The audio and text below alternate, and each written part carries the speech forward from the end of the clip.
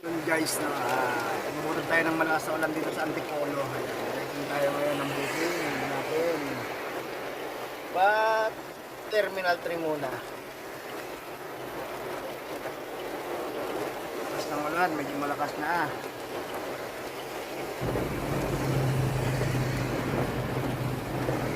Alas 9 ng gabi, alas 9 ng gabi. Malakas ng ulan, kalakasan ng ulan guys. Ito at mag-grind pa rin tayo. So yun, nagbunga ang ating pag-aantay. Ayan, accept natin guys. 200. Saan na po na to? Pupunta ng Marilag 4, Quezon City. Yun, pwede na to, Quezon City. So guys, bayahin ko muna to guys. Bye bye, ingat-ingat tayo lahat dyan.